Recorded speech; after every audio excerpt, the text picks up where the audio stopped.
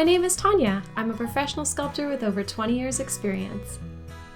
You may have seen my work in the Mini Time Machine Museum in Tucson, Arizona. I've also been featured in various blogs, online posts, social media, and published in the Book of Mini. I love creating adorably cute food jewelry, and I'm here to teach you how to do the same. These series of courses specialize in teaching you how to create high-quality polymer clay food jewelry that you can give to a family member, friend, or even sell and make a profit. This course will take you step by step through the making of a realistic polymer clay cinnamon bun with ooey gooey fake frosting that you can then turn into jewelry.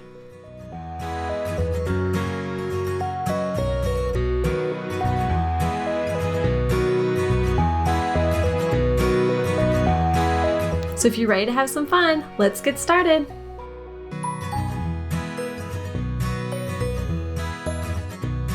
Let's go over the tools that you're going to need to create this adorable little cinnamon bun. So first off, polymer clay. Obviously, that's what we're going to be using for the dough.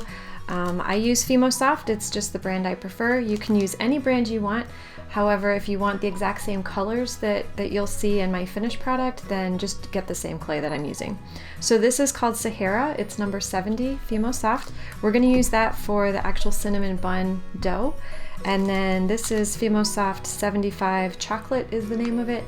And this is what we're going to use to help make it look like it has a nice cinnamon swirl on the inside. As far as the frosting, I like to mix translucent liquid Sculpey and food coloring. It's important if you're going to mix food coloring with any liquid Sculpeys that it's a powder. Powders work a lot better and they won't change the chemical consistency of your TLS. So definitely go with food coloring that's in powder form. So we're going to mix those two things, and that's what's going to create our white frosting. And to mix it, you can use a toothpick or this little dotting tool. You can get these on eBay. I think it was like a set of 6 for $1.99 or something. They're super cheap, but really efficient to use for anything polymer clay. And then we're going to pour it into this little container and mix it all up in here. These are just a fantastic little buy. They're soft plastic. They come with their own little lids, and you can get a whole bunch of them and fill them with all kinds of different frostings and mixes and stuff. So you want to have at least a few little containers that you can mix stuff in for this project. As far as shading, what we're going to do is use a paintbrush to shade with chalk pastel all across the cinnamon bun, and that will make it look a lot more toasted. And then the second paintbrush is actually something we're going to use at the very end. We're going to put some triple thick glaze on the top of the frosting and the cinnamon swirl, and that's going to make it look wet and just absolutely delicious. But just make sure you don't get these two brushes mixed up. One will forever be a chalk brush and the other will forever be a glaze brush. If you get it mixed up, then your glaze is going to be all disgusting. And then as far as the chalk pastel, this is how I like to store mine, very professional, in a paper towel, but it works really great. It keeps the colors from touching each other, which is what I care about. And all you need to do is just take a piece of chalk pastel and scrape it into one of these little containers that we already talked about. And that way you'll have a nice concentrated amount in a container that you can use your paintbrush to dip in and then go over your cinnamon bun with it. So I've got a couple different browns here, so more of a reddish dark brown, a medium brown, and then a kind of a khaki or tan color. It's important to have 3 because that's what's going to give your cinnamon bun some dimension and a really professional, realistic look to it. So I'm going to set that aside. And then for making that cinnamon swirl, you can either use food coloring, the powder form, or you can use chalk pastel, and what you want to do is mix it with some deco gel. Again, another reason why you want these awesome little containers, because you can just pour it in there, mix it, and you're good to go. And then let's see, what else? The toothpicks, I can't remember if we talked about that, but let's go over it again just in case. So the toothpicks are a must-have for anyone who's doing polymer clay. You're going to use them like a lot. They are just fantastic and they mix really well. They're just a really great tool to have on hand, and you're definitely going to use it for this project. I'd recommend the round taper where it comes to a point. That's going to make it a lot easier for your application. For baking, I put all of my stuff on a piece of parchment paper, and then I set it on these tiny little, let me move this stuff away. On these tiny little cookie sheets, I got these on Amazon. It was like $5 for a set of, I don't know how many, but they've just been fantastic. And I just put my project on a piece of parchment paper and on the cookie sheet and then pop it in the oven and we're good to go. As far as the oven, I prefer using a Breville Smart Oven. It's just really small, compact, it's fantastic. It can sit in my craft room if I wanted to. It doesn't take up a lot of space and it heats up in 5 minutes. So to me, that's just a lifesaver. I absolutely love it. If you're gonna use any kind of small oven, like a toaster oven, just make sure it's a convection oven. Otherwise, you may risk burning your polymer clay because it's not gonna bake as evenly as it needs to. So that's it for the supplies. Oh, wait, there's one more thing. We've got our hardware. So the eye hook screw, we're going to actually screw into the clay, and that's gonna allow us to attach hardware to it. And then we've got a jump ring and a lobster clasp, and that's what's gonna turn it into something that we can clip to whatever you wanna clip it to. Okay, so there's a couple other tools that I like to use, but they are absolutely not mandatory to make this cinnamon bun. But I love working on a self-healing mat. I can cut it, I can work on it. It's just a fantastic thing to have if you're gonna be doing a lot of polymer clay. And then I love having this little turning wheel. It's actually what cake decorators use when they're making flowers and detailed things that you don't wanna touch it, but maybe you need to turn it without, ruining whatever you're trying to make. So I love using these. I would never part with it. It's my favorite of all time. It just makes working with polymer clay a lot easier. But again, not necessary. If you don't have the budget for it, you can easily make this stuff without it. And then I always like to put a piece of chipboard down on top of that, and then I'll place my piece of parchment paper, and that's gonna be my work surface. That way I can easily just take this little piece of chipboard and slide my parchment paper onto the cookie sheet when it's ready, and it just makes transferring my projects a lot safer. I don't have to worry about them falling off as I'm moving them onto the cookie sheet or tipping. It's just a safer way to go.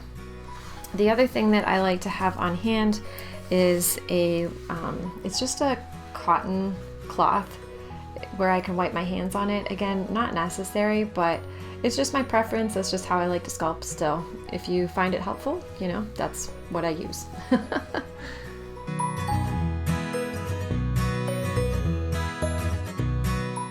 So to create that cinnamon ooey gooey drizzly look inside of the bun, what we're gonna do is obviously use some polymer clay to start that effect, but we need to create the liquidy part. And that's what this step is all about. So to make that ooey gooey cinnamon swirl, what we wanna do is mix some Fimo Deco gel. We're gonna pour that into one of those little containers that we talked about in the intro. And then you wanna scrape some chalk pastel. Now I use 3 different colors. There's flesh, coral, and brown. And if you don't have those exact colors, that's okay. Just get something really close to it, especially the brown and the pink. It's kind of a brownish pink, but it's just something in the rosy family, and it's gonna give it that depth and make it look like a really nice cinnamon bun swirl. So once you've scraped all of your chalk pastel into the little container, what you're gonna end up with is this really nice cinnamon gooey swirly stuff that's just, it actually looks really edible. Especially when you put it on your cinnamon bun. It really makes you start to crave cinnamon buns as you work on this project. Maybe I should add that as a warning. This is going to make you hungry by the time you're done. So now let's move into the next step, which is the frosting.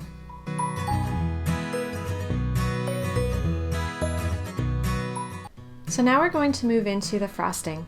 What you want to do is take some white powder-based food coloring and take a toothpick, not those round taper ones. Now this is when you want to have one that's got the little spatula end, and it's just perfect for picking up the powder and placing it wherever you want it to go. So what we're going to do is scoop some of that into our little plastic container, and then we want to add this translucent liquid Sculpey and mix it up. And what you're going to end up with is this. So you can see it's very liquidy, but it still actually allows you to kind of mold it, so you can have a lot of control over how you want the frosting to be placed.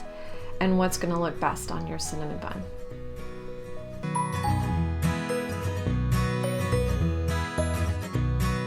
So now what we want to do is take that Fimo Soft number 70 and start molding it. If your Fimo Soft isn't quite soft enough, then just knead it a little bit. And what we want to do is get this nice long piece of clay. And as you can see, I'm working with it, but I'm actually pinching it at the bottom so that the bottom is a lot thinner than the top. We just want it to be nice and long, but we really want a nice ridge. I don't know if you can see that clearly.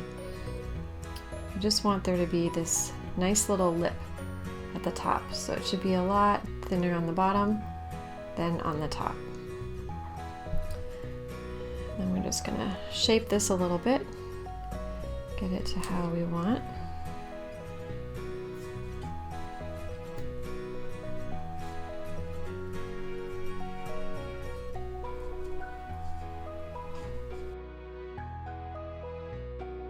Next, what we want to do is take a piece of the Fimo Soft 75, that's that dark chocolate brown, and knead that so that it's nice and warm and pliable.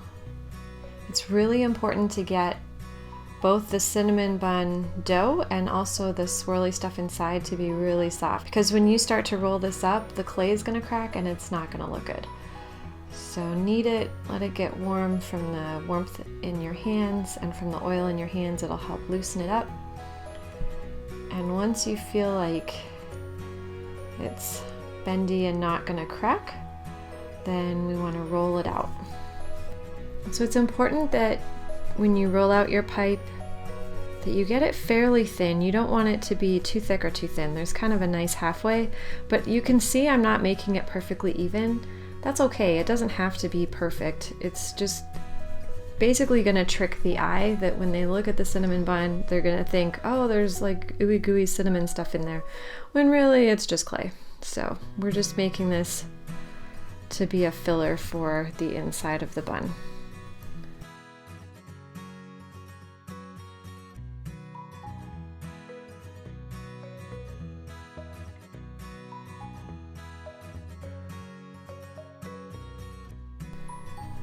So I just want to make sure by measuring, make sure that it's about right.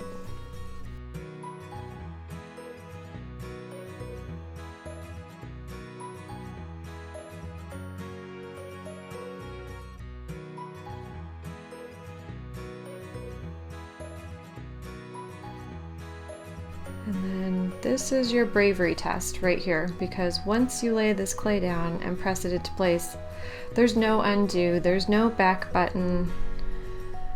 I'm also a graphic artist, and the undo button is my favorite button in all of my programs. But in clay, there's no undo, so you just gotta be brave and go for it. So we're just pressing this little piece of cinnamon swirl into place.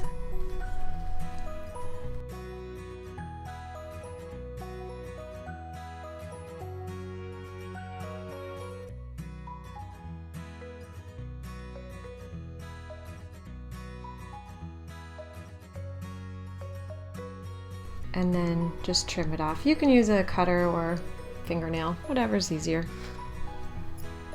So when we go to roll it, the beginning part is almost the most important, and then we want to just roll it up.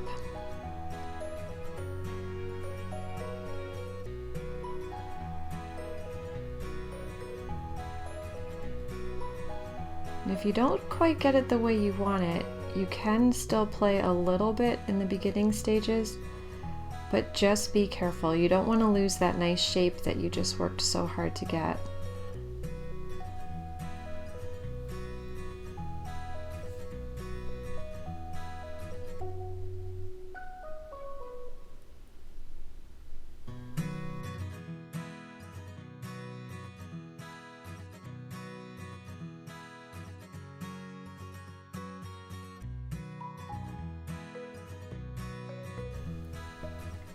So now what we want to do is add the eye hook.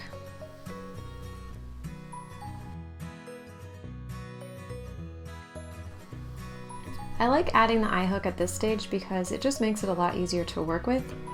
The cinnamon bun, you can easily shade it. It just gives you a lot more options. So because it's a screw, we can just twist that into the cinnamon bun.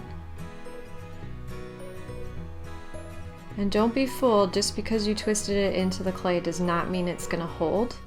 The clay is going to expand and retract as it bakes and cools. So this isn't going to be a nice firm seal. It would be nice if that was the case, but that isn't how it works. So just keep in mind that we're putting this in here now more for just making it easier to work with and making sure that we have a nice spot for the eye hook or the screw hook to go into.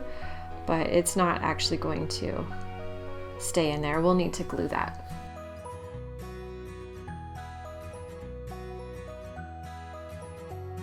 So now what we want to do is take all of our chalk pastels and start shading. So we're going to start with this light color first. You always start from light to dark. So this is our base. And what we want to do is cover pretty much the whole cinnamon bun with this one. I like to do my shading over the container that has the chalk pastel in it, just so that I don't waste any, because you can see a whole ton of it falls off as you're doing this, and I really hate wasting any materials, so I just like to do this over the container. So we're going to shade it.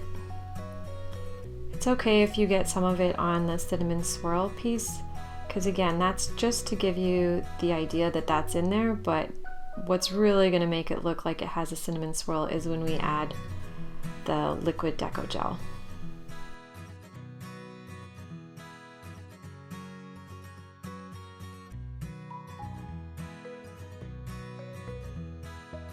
But this color, I try to get it as not super even, but just make sure that everything has coverage.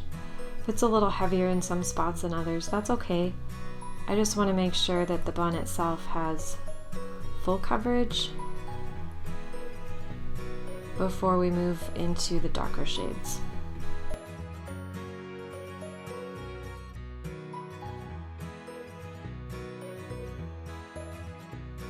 Okay, so that's looking good. I think we'll set that down. And now let's move into the darker shade. So with the darker shade, it's really important to think, what would this look like if it really went into the oven? We definitely don't want to put this everywhere. We just want to get it on the spots where it would make sense that an oven would have maybe browned the edges. So we just want to use a little bit here and there, just to give it a nice baked feel. And wherever you dab the darker color, make sure you blend it in. So don't just drop a glob and then move on. You want to just use your brush and blend it as much as you can so that it blends nicely with the rest of the cinnamon bun.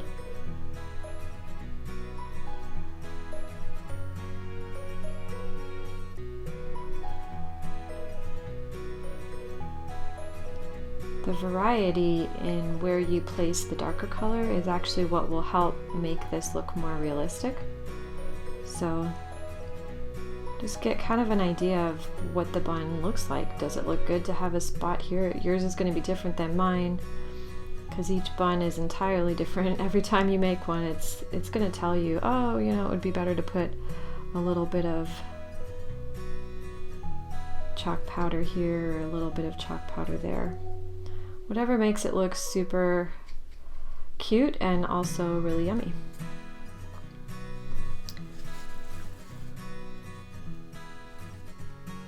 So I think I like this. Just for fun, I think I'm going to burn the bottom.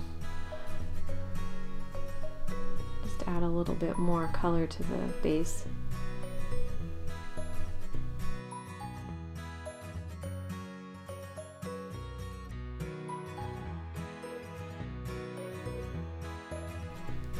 So now what we want to do is add the cinnamon swirl. So this is where the realistic part comes in.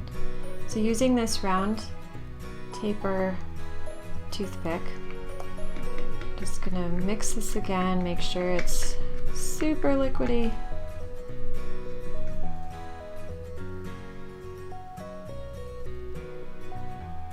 And then we're going to apply this brown cinnamon swirl only where the dark brown lives on this cinnamon bun. It's a little bit tedious, I know, but the result is awesome.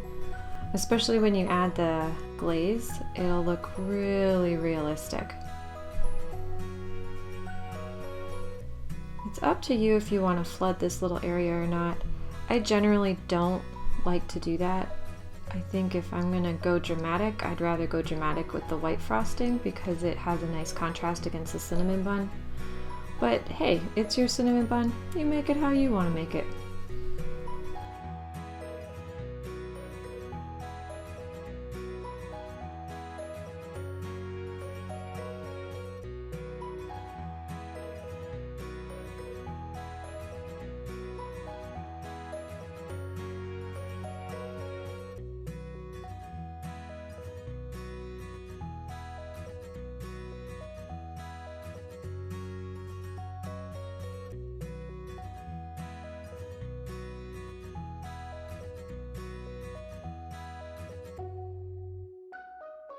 Okay, so now I'm going to bake this in the oven for about 5 minutes according to my polymer clay package instructions. And that's not a final bake, it's just going to allow us to get a solidified cinnamon bun so that we can start adding that frosting.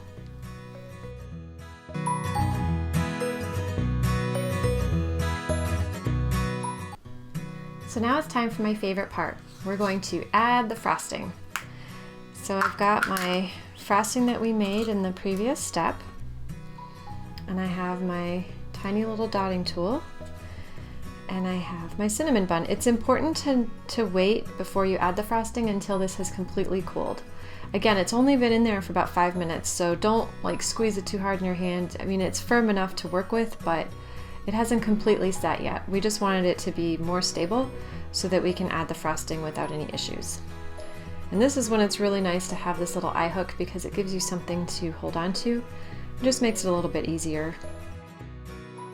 So what we want to do is take our dotting tool and dip it in the frosting and then start adding it to the cinnamon bun.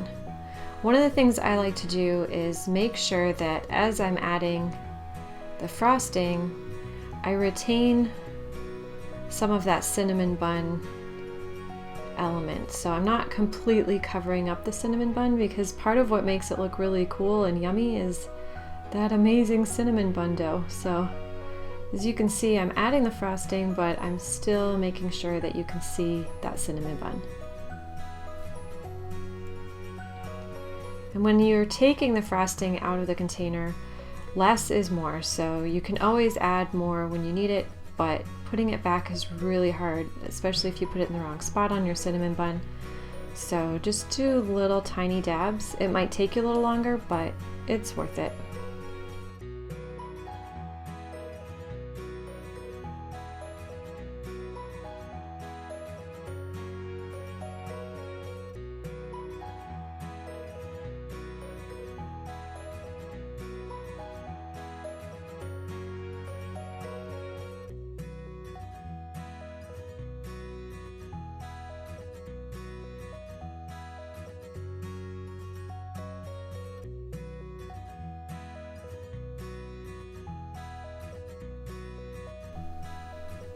This is also the part where I usually start to hear my stomach growl and I start craving a cinnamon bun. It just looks realistic.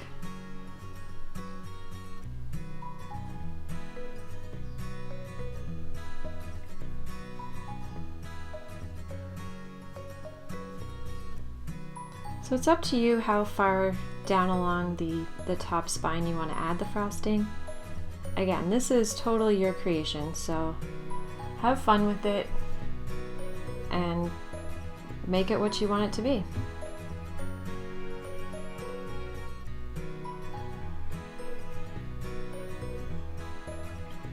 So that's good for the top. Now we want to add some to the side so that it looks like it kind of drizzled down and has some really nice character. So I'm turning it on its side and just adding the spots where I think in real life that's probably where this frosting would have drizzled or gooped or globbed down. And it just gives your cinnamon bun a lot more character, and it just looks yummy.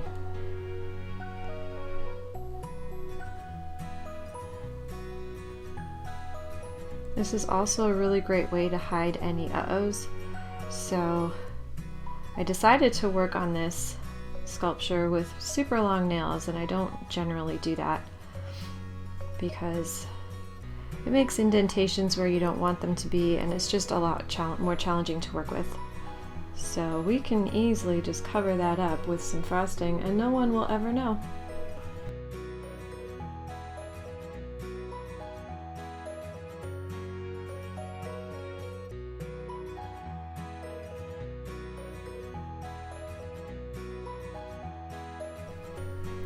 And you can see I got a little bit of frosting right there, and I don't want that. Another advantage to working with it when it's started to bake is you can kind of press the undo button here and just wipe it off, and then it should be good.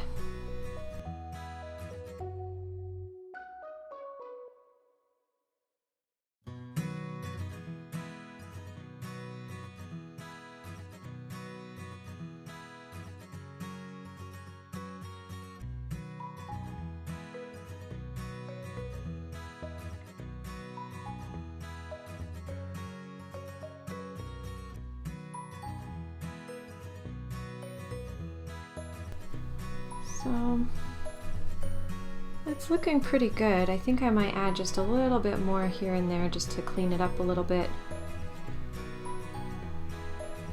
Just give it some nice finishing touches.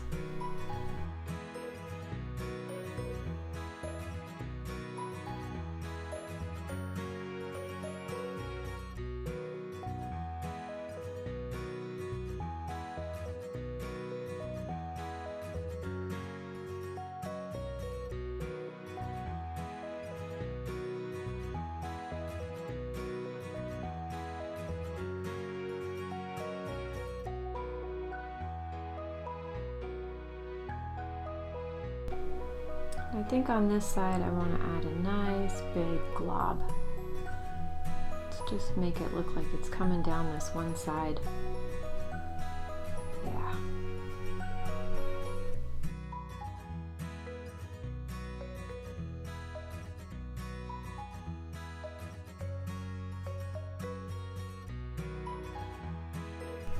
Alright, I think that looks good. So now we're going to clean up our tools and bake it for the recommended time for actual curing.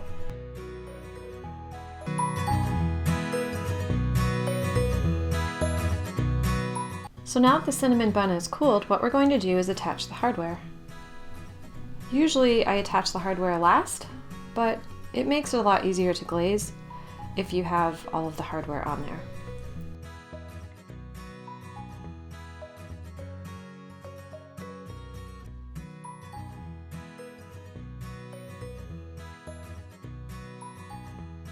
Okay, so what we're going to do is take the triple thick glaze and this tiny little paintbrush. We're just going to take a little bit of the glaze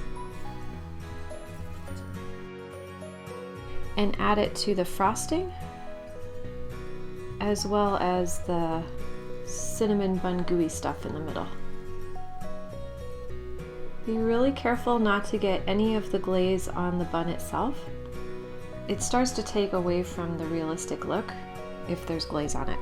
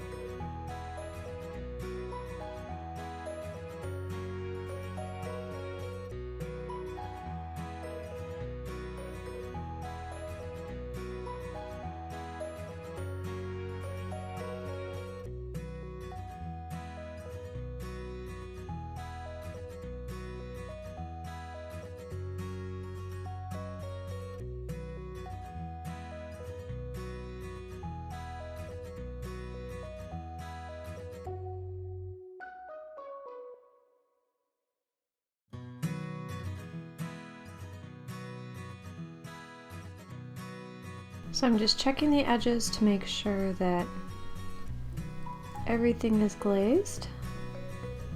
It looks good, and it looks like I have a little bit too much right in here.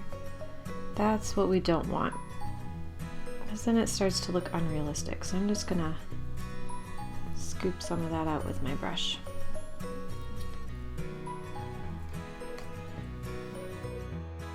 So now we want to allow that to cool, and then what we can do is unscrew this eye hook, add a little bit of permanent glue, screw it back in, and then your cinnamon bun is complete.